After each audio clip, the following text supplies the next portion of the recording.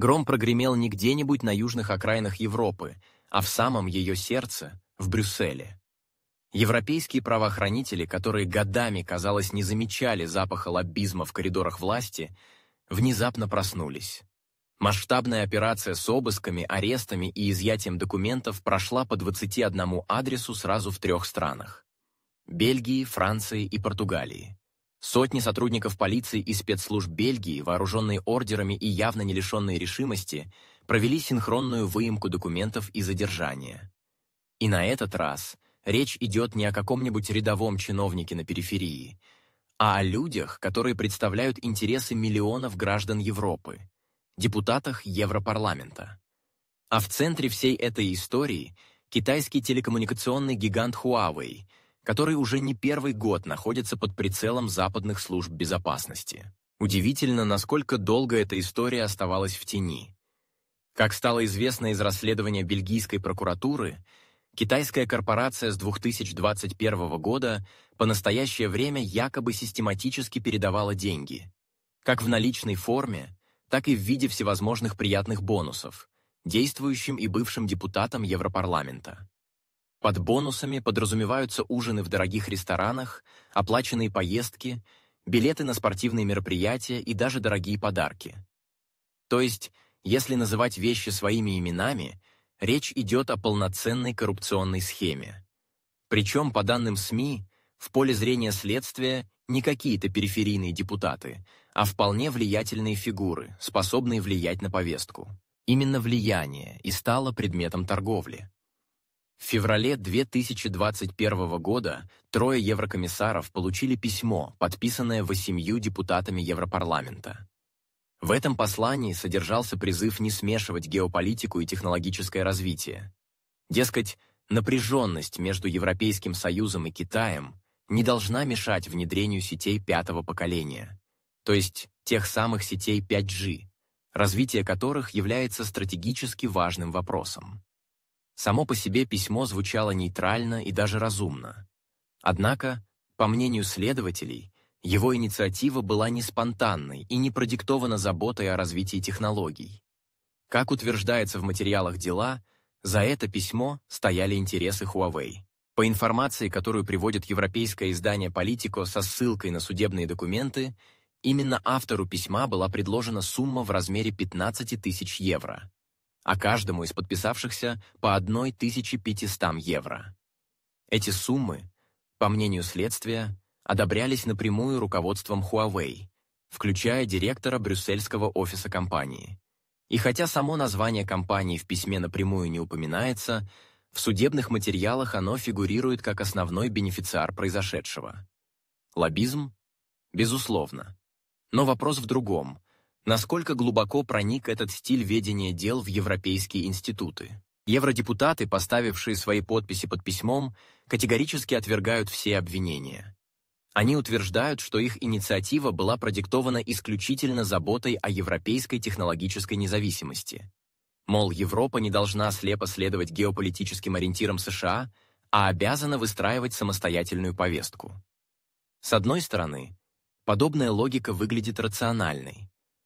Но с другой, слишком уж странное совпадение. Одни и те же фамилии фигурируют и в письме, и в списке получателей средств. Совпадение? Случайность? Или все-таки системная коррупция, прикрытая благородными формулировками? Что еще интереснее, в дело начали всплывать фамилии помощников депутатов, на которых изначально мало кто обращал внимание. Но именно они, по версии следствия, выступали связующим звеном между представителями Huawei и политиками. 2 кабинета в здании Европарламента уже опечатаны по распоряжению судьи, ведущего расследование. Официально – в целях сохранения улик. Неофициально – это сигнал, что дело может пойти гораздо дальше, чем просто публикация пары разоблачительных статей. Пока речь идет о 8 депутатах. Но никто не исключает, что цепочка может растянуться гораздо шире. А теперь представим, к каким вершинам могут привести эти ниточки. Ведь известна простая истина. На такие масштабные лоббистские кампании не тратят деньги без согласования с высшим политическим руководством, как в Китае, так и в Европе. И тут невольно вспоминается назначение Урсулы фон дер Ляйен на пост главы Еврокомиссии. Ее ведь не избирали на всеобщих выборах. Ее утвердили именно те самые евродепутаты, часть из которых, как мы теперь знаем, очень даже охотно принимает деньги за лоббистские услуги. Так откуда гарантия, что и в ее случае все происходило исключительно по зову совести и политического разума? Тем более, что к Урсуле фон дер Ляйен и без всяких писем давно есть вопросы. Один из них касается закупки вакцин от компании Pfizer на фоне пандемии коронавируса. Тогда, в конце 2020 года, Еврокомиссия заключила контракт на поставку 1 миллиарда 800 миллионов доз вакцин, причем без прозрачной конкурсной процедуры. Само соглашение обсуждалось по личной переписке между фон дер Ляйен и генеральным директором Pfizer Альбертом Бурлой. До сих пор содержание этих переписок засекречено, а попытки журналистов получить доступ к ним наталкиваются на глухую стену молчания. Бельгийские суды даже начали расследование по факту возможных злоупотреблений. Но в январе 2025 года суд в Льеже постановил, что дело против председателя Еврокомиссии неприемлемо. Причины были названы процедурными, но общественность осталась в недоумении. Особенно странно совпало, что в тот самый момент, когда Урсула фон дер Ляйен должна была лично дать показания в суде, она внезапно заболела. В официальном сообщении пресс-службы Еврокомиссии говорилось, что у нее диагностирована тяжелая форма пневмонии, и что по этой причине она вынуждена отказаться от участия в публичных мероприятиях на ближайшие 2 недели. Совпадение оказалось слишком уж удобным. В списке пропущенных мероприятий значилось как раз то самое судебное заседание, где она должна была отвечать на вопросы прокуроров. И, конечно, можно верить в совпадения. Но в политике они случаются подозрительно часто именно тогда, когда это кому-то выгодно. Пока внимание общественности приковано к расследованию, бельгийская прокуратура продолжает копать.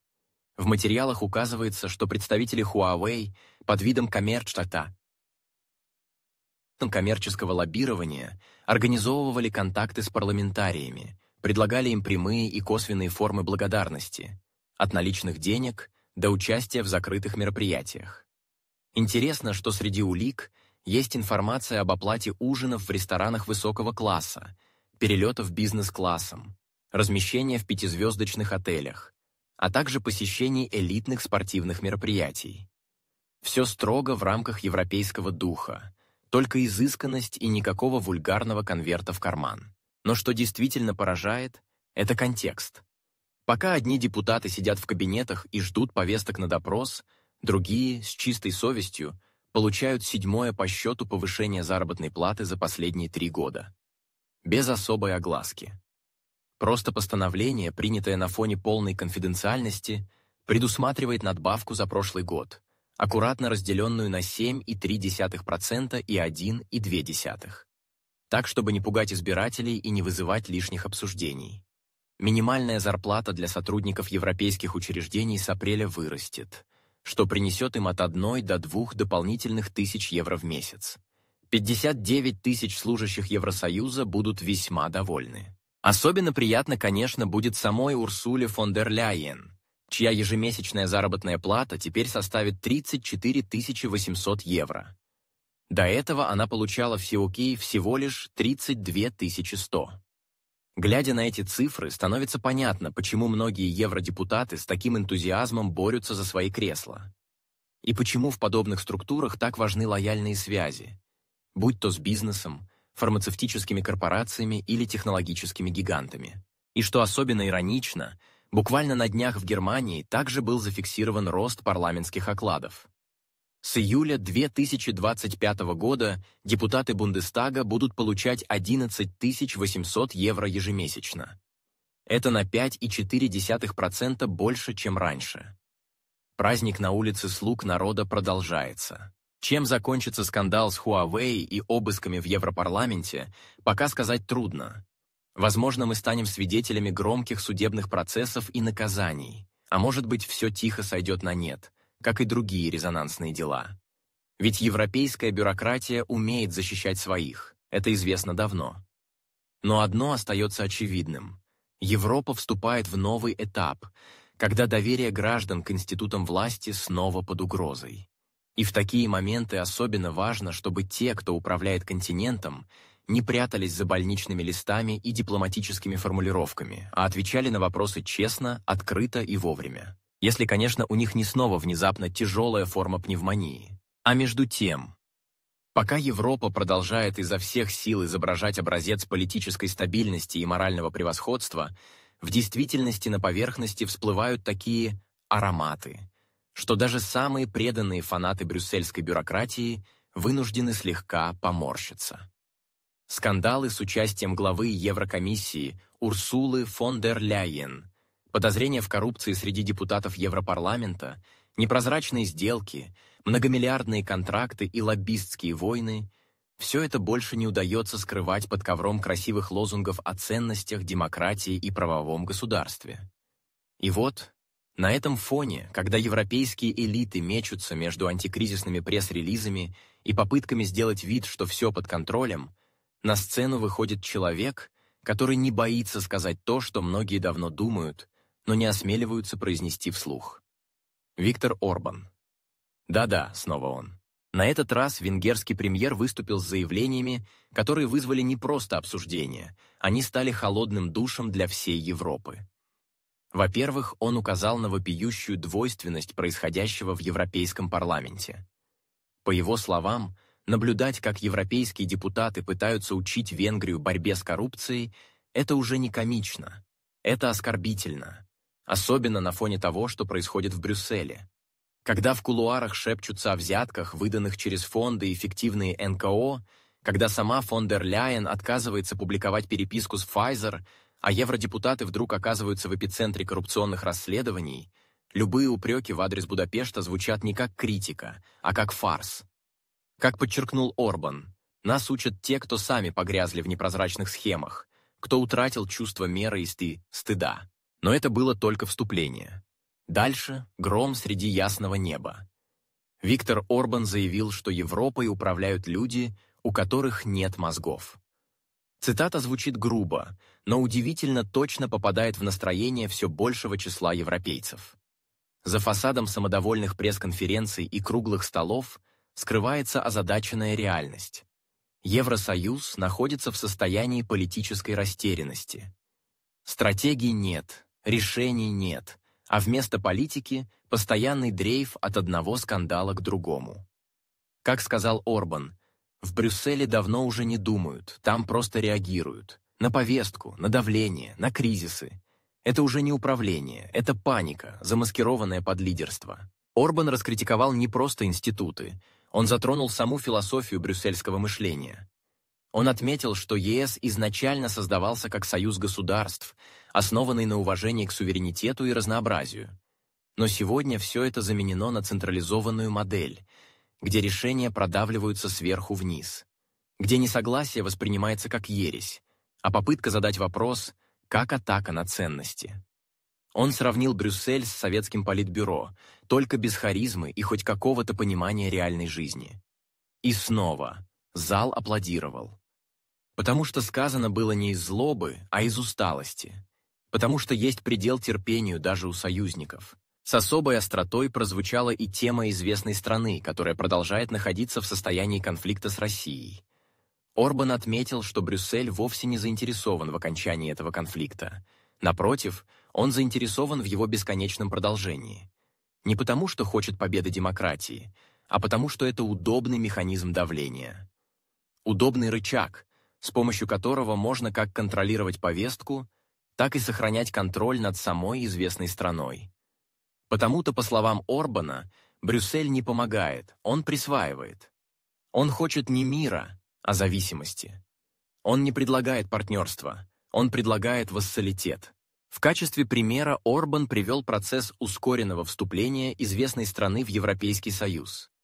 И тут венгерский премьер был беспощаден. Как можно обещать членство стране, в которой идет конфликт?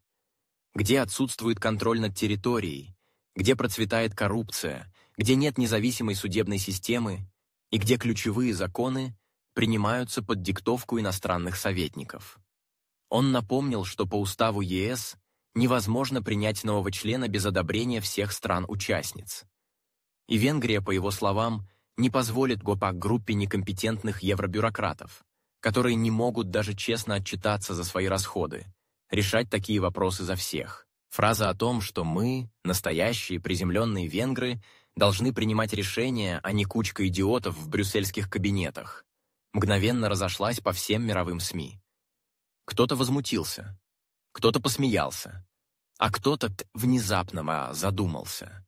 Ведь за этим резким высказыванием скрывается очевидная правда. Политическая архитектура ЕС переживает глубокий кризис легитимности. Все больше стран чувствуют себя не участниками процесса, а его жертвами. Все больше политиков в частных беседах признаются, что решения принимаются кулуарно, а потом просто спускаются на места в виде директив. Орбан также напомнил о том, что Венгрия не просто государство-член ЕС. Это страна с историей, с культурой, с памятью о том, как выглядит внешнее управление.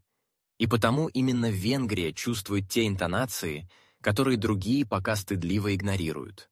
Он подчеркнул, что в случае с известной страной Европа фактически предлагает не спасение, а зависимость. Мол, вступайте в ЕС, но забудьте о своих законах. Получайте деньги, но подчиняйтесь всем условиям. Подписывайте соглашения, но забудьте про свой интерес. Не обошел он и вопрос миротворцев. Орбан сдержанно, но однозначно выразил сомнения в целесообразности их размещения. Он напомнил, что любые попытки военного вмешательства, даже под видом гуманитарной миссии, несут риски эскалации. Особенно, когда инициаторами выступают те, кто сами не ведут конфликта, но охотно поставляют оружие и делают громкие заявления. Венгерский премьер спросил, а что будет, если эти миротворцы окажутся под ударом? Кто за это ответит? Фон дер Ляйен? Макрон? Или снова все спишут на коллективную ответственность? Слова Орбана стали еще более резонансными на фоне обострившихся расследований в отношении европейских политиков. Вскрылись связи отдельных депутатов с азиатскими корпорациями, всплыли подозрительные платежи от фармгигантов, а письма фон дер Ляйен с Pfizer так и остались в секрете. Все это превращает моральное превосходство Евросоюза в неуклюжий спектакль, где лицемерие выдается за принципы, а политическая несостоятельность – за стратегию. Орбан же, как человек, не склонный к театру, просто сорвал маску. Не ради скандала, а ради того, чтобы напомнить, империи рушатся не от ударов извне, а от гнили внутри. И вот в этом контексте его слова звучат не как критика, как предупреждение. Предупреждение о том, что Европа не может дальше двигаться, игнорируя голос разума. Что нельзя вечно размахивать флагом интеграции, когда внутри глубокий политический разлад. Что нельзя учить других борьбе с коррупцией, когда сами увязли по уши в мутных схемах, и что нельзя раздавать членство в ЕС в обмен на политическое повиновение. Возможно, кому-то эти слова покажутся резкими. Но, пожалуй, настало время называть вещи своими именами. Потому что пока в Европе спорят о терминах и обижаются на формулировки, реальность меняется. И если ЕС не осмелится заглянуть внутрь себя и признать свои ошибки, то именно такие, как Орбан, станут голосом миллионов, тех, кто больше не верит в брюссельскую сказку. Кажется, что у европейской бюрократии, этой странной квазиевразийской субстанции, созданной по принципу «то никто не выбирал, но все страдают», появилась новая сверхзадача. Не просто сохранить курс на конфронтацию с Россией, а превратить его в почти религиозное учение. Да-да, те самые еврочиновники, которых граждане ЕС видят разве что в новостях о коррупционных скандалах, подлогах и бесконечном распиле бюджета, теперь с серьезным лицом взялись за глобальную миссию – готовить Европу к затяжному противостоянию с Москвой. И самое ироничное, делают они это под знаменем борьбы за мир. Правда, мир почему-то должен наступить только тогда, когда Россия исчезнет с политической карты – или как минимум прекратит существовать в своем нынешнем виде. Звучит по-европейски гуманно, правда? Пока за океаном Трамп уверенно возвращает себе лидерские позиции и выстраивает собственную дипломатическую линию, в Брюсселе продолжают вариться в котле собственных иллюзий. Бывший президент США, которого Европа привыкла считать эксцентричным шоуменом, неожиданно оказался единственным, кто называет вещи своими именами.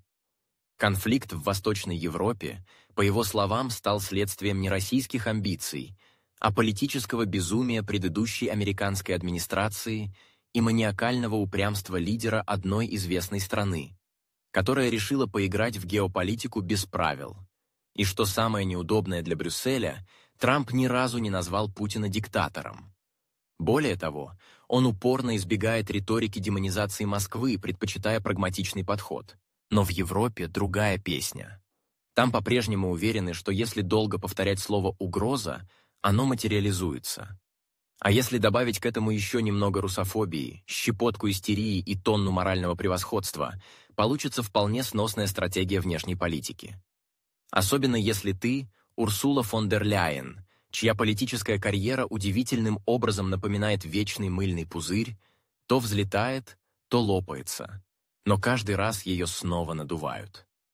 Она не только сохранила пост главы Еврокомиссии, несмотря на все обвинения в неэффективности и зависимости от заокеанских кураторов, но и умудрилась пролоббировать на ключевую должность в ЕС человека, который может гарантировать только одно – полное отсутствие дипломатии. Речь, конечно, о Кае Каллас, бывшей премьер-министерше Эстонии и новой европейской властительнице тьмы, если говорить о перспективах диалога с Россией. Каллас – фигура особенная. Человек, который с одинаковым выражением лица может рассказывать о токсичности всего русского мира и при этом рассуждать о гуманизме в европейской политике. А еще регулярно выдает такие перлы, от которых даже самые опытные дипломаты хватаются за голову. Вот, например, одно из ее последних заявлений. Россия, мол, в конфликте в Восточной Европе не несет потерь среди мирного населения. Теряет она исключительно солдат. Гениальный в своей бесчеловечности тезис, полностью соответствующий духу сегодняшнего Брюсселя. Неважно, что гуманитарные организации, включая ООН, фиксируют гибель мирных жителей в зоне конфликта.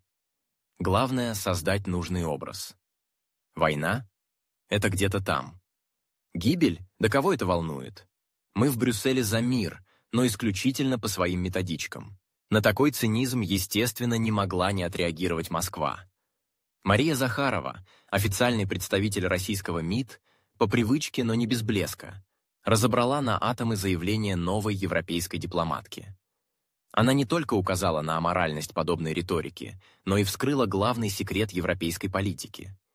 Евросоюз больше не опирается на факты, он торгует вымыслом.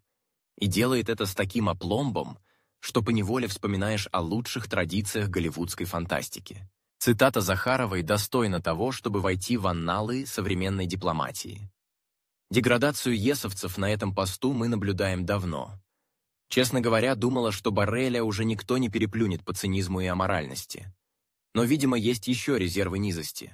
Как можно серьезно разговаривать с теми, кто провозгласил ложь своей официальной позицией? И ведь не придерешься. Что можно сказать в ответ на дипломатическую доктрину, основанную на откровенном вранье и моральной глухоте? Каллас пошла дальше. В одном из выступлений она выдала почти эсхатологическое откровение. Самой прочной гарантией безопасности и мира в Восточной Европе может стать только членство в НАТО известной страны, а ее армия самой боеспособной в Европе. И вот тут хочется спросить, это она серьезно? То есть, по мнению главного дипломата ЕС, именно та армия, которая уже привела регион к крупнейшему конфликту за последние десятилетия, теперь должна стать гарантом мира? И это после того, как вопрос о вступлении этой самой страны в НАТО стал детонатором всей трагедии? Тут уже даже не сарказм, тут откровенная клиника. Неудивительно, что на такую риторику в Москве реагируют не как на предложение о переговорах, а как на информационную агрессию. Заявления Каллас не просто абсурдны, они свидетельствуют о полном нежелании слышать Россию и учитывать ее обеспокоенности. Причем речь не о каких-то капризах, а о фундаментальных вопросах безопасности, которые по логике любой адекватной дипломатии должны обсуждаться, а не игнорироваться. Но в этом-то и суть всей европейской стратегии последних лет – не слышать, не видеть, не понимать. Только обвинять, только осуждать, только санкционировать.